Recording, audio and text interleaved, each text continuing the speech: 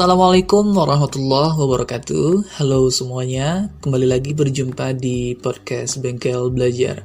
Ini merupakan bagian ketiga dari podcast kita bersama dengan Helen dan Intan dalam membahas tentang bagaimana kehidupan yang ada di balik dinding pondok pesantren. Oke, pertanyaan berikutnya. Dan ini kita udah masuk ke bagian yang lain. Dan ini lebih ke apa yang kalian hadapi ataupun yang kalian jalani saat ini setelah lulus dari pondok. Nah, kita kan tahu kalau kita mau pengen masuk sebuah sekolah itu karena kita ada cita-cita tertentu. Kita pengen masuk sekolah ini karena pengen jadi ini. Kita masuk SMK karena kita pengen bekerja di bidang ini. Demikian juga dengan teman-teman yang masuk pondok. Barangkali ada juga yang mungkin terlalu kecil. Misalnya, SD mah kalau disuruh ngebayangin aku mau jadi ini, itu kayaknya terlalu berat buat mereka dituntut seperti itu. Tapi kayaknya nggak mungkin dong nggak ada apa yang ingin dituju ketika masuk pondok. Gak mungkin random kan. Tiba-tiba aku masuk pondok, aku suka masuk pondok. Tiba-tiba aku masuk pondok, terus aku bingung mau jadi apa. Itu kan gak mungkin. Rasanya gak mungkin ya. Gak mungkin kita bicara teori secara ideal. Walaupun pasti ada. Jangan itu mahasiswa di kampus kita aja kuliah tuh kadang ada yang memang gak tahu dia mau ngapain habis kuliah gitu. Jadi pertanyaannya adalah, apakah bersekolah di pondok pesantren itu membawa kalian pada tujuan hidup atau cita-cita yang diinginkan? Atau justru, atau kalau memang belum punya cita-cita, sebelum masuk pondok memang masuknya, pas di pondok malah nemuin jalan hidup gitu. Ada nggak yang kayak begitu? Silakan Helen dulu. Oke, kalau ditanya cita-cita gitu ya, ketika mondok dulu, ketika sebelum masuk pesantren itu lain ya. Kalau SD itu pengen cita-citanya banyak ya kan, berubah-ubah. Iya. Pengen jadi dokter, pengen jadi segala macam. Cita paling random apa? Dokter ya, suatu hal yang kayak itu nggak random. Oh enggak, dia gini, ini mau jadi dokter nih tapi takut darah. Nggak random. Oh enggak gitu. Aneh aja sih. Aneh aja ya. Intan? Apa? Cita-cita paling random. Iya, udah jadi dokter. Nggak ada kepikiran jadi guru, sama guru nggak ada. Kalau abang nggak jadi pendekar. Beneran ya Allah. Itu Pendekar. berikat kepala. Oke, lanjut. Oke. Nah, setelah masuk pondok gitu kan, itu kan kayak termotivasi dengan guru-gurunya, dengan ustadz-ustadznya yang masya Allah ya itu lulusan luar negeri gitu kan. Jadi kayak terpengen juga lah gitu, teringin untuk kuliah juga di luar negeri, terus pengen jadi kayak gini gitu. Waktu itu ada nggak dijelaskan secara detailnya bahwa kami ini bercita-cita sebagai guru, itu enggak gitu. Tapi dengan adanya mereka kayak menyampaikan ilmunya, mengamalkan gitu kan, kayak luar biasa aja gitu. Masya Allah ya ilmunya sampai sini dan kami dapat. Nah gitu kan juga dijelaskan juga waktu itu kalau kita mengamalkan sesuatu itu kan bakal jadi pahala jariah gitu. Nah jadi di situ tuh kayak termotivasi. Kami tuh ada namanya halakoh. Nah halakoh tuh lingkaran kecil yang dibagi-bagi gitu, ada murabinya. Di situ tuh kayak selalu dimotivasi. Pokoknya setiap minggu tuh ada itu gitu kan. Jadi di situ kayak ya Allah aku mau jadi kayak ustazah ini gitu. Pengen jadi murabi juga, pengen jadi guru, mengamalkan ilmu kayak gini gitu. Cuma ya namanya kita nggak tahu ya, ucapan tuh doa kan, kita nggak tahu ke depannya. Jadi ketika di pondok itu berkeinginan untuk jadi ustazah. Itu dulu. Guru kan maksudnya? Iya, guru, pengajar. Dan dulu tuh sempat kayak kan ngefans banget ya sama ustazah hoki. Nah itu, ya Allah pengen jadi kayak ustazah hoki gitu. Bicara depan umum ramai gitu ya kan. Tapi ternyata Allah takdirkan setelah tamat itu ya ini ngabdi di pesantren, terus tuh jadi musrifah, sempat ngajar juga gitu kan. Terus itu dan sempat megang halakoh. Nah kan jadi dulu ucapan dulu itu nyampe gitu. Ya Allah, Allah kabulkan ini duduk di sini bukan sebagai anggota halakoh lagi, tapi sebagai murabi mereka gitu, dengan ngasih motivasi untuk mereka gitu. Ngerasa nemuin jalan hidup. Iya, ngerasa aja gitu, kayak sebenarnya bukan usaha yang gimana-gimana, tapi mungkin disitulah ketika kita benar-benar ikhlas tadi, Allah datangkan keberkahan itu tadi gitu. Itu sih yang rasa Herian dapat di pesantren itu gitu. Ketika masuk pesantren, ya nggak tahu kalau Herian di luar nggak duduk di lingkungan kayak gitu kan. Yang mungkin berpikirannya juga beda, entah kayak mana lah gitu. Wallahu alam.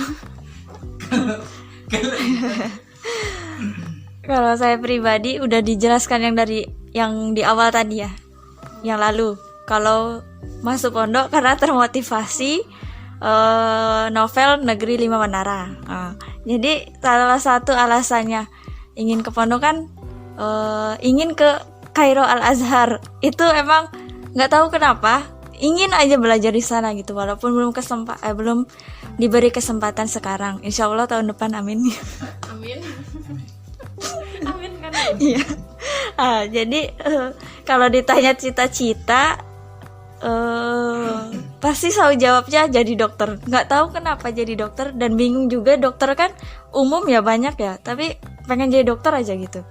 Terus berubah lagi jadi desainer. Walaupun nggak bisa gambar. Oke, desainernya desainer apa?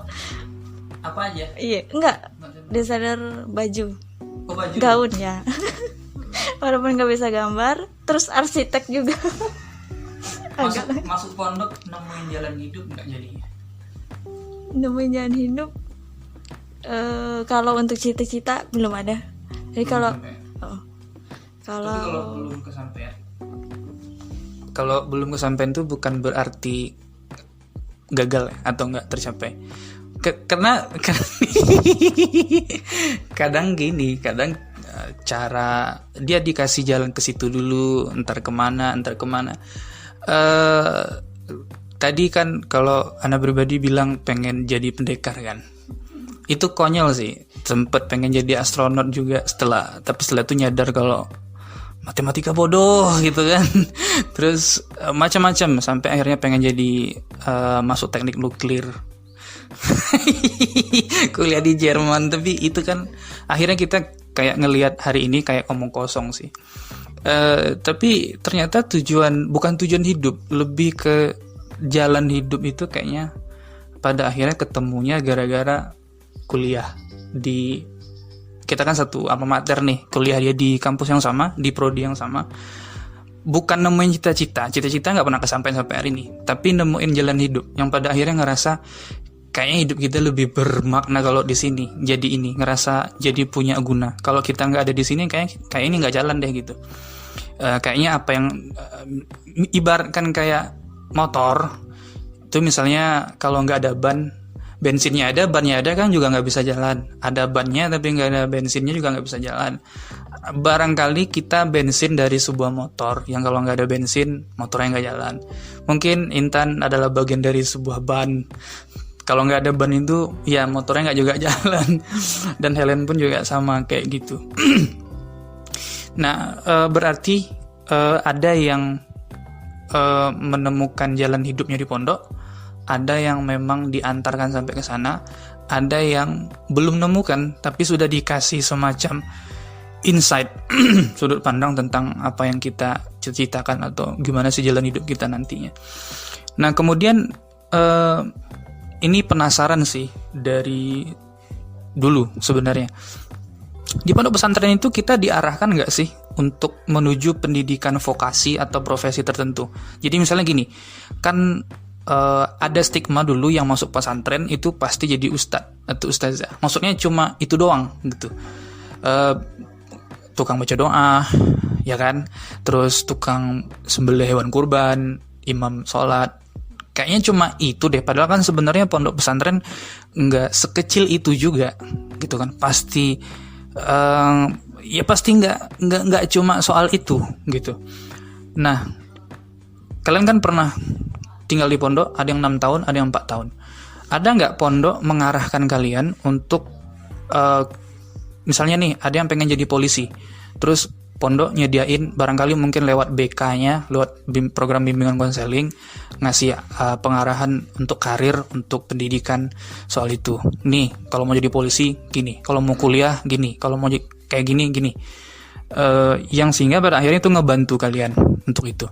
Karena idealnya adalah pondok pesantren sebagai lembaga pendidikan Islam itu kan ujung-ujungnya adalah mengembalikan santri dan santriwatinya ke masyarakat dengan profesi yang beragam.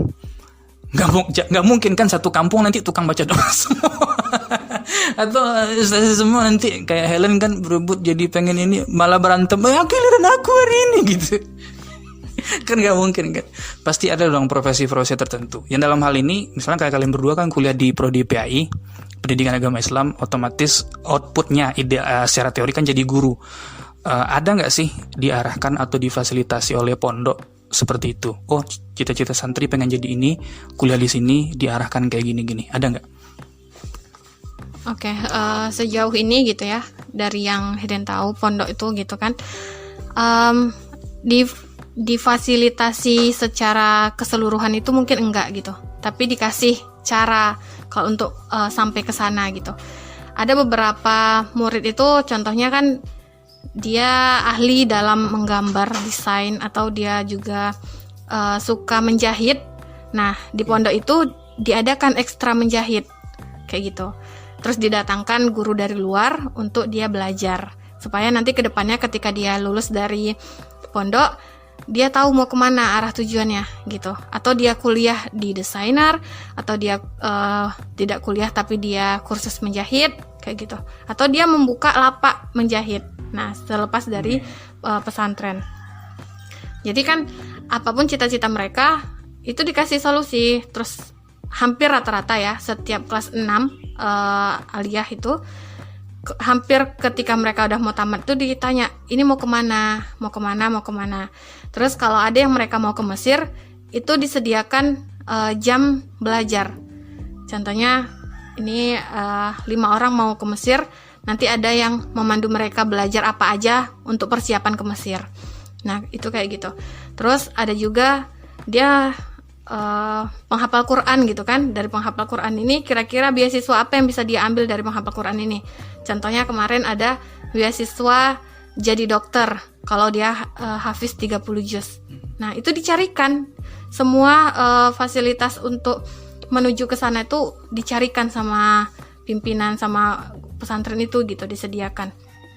Jadi ibarat katanya tuh kita tuh dikasih nggak hanya sekedar mikir sendiri gitu.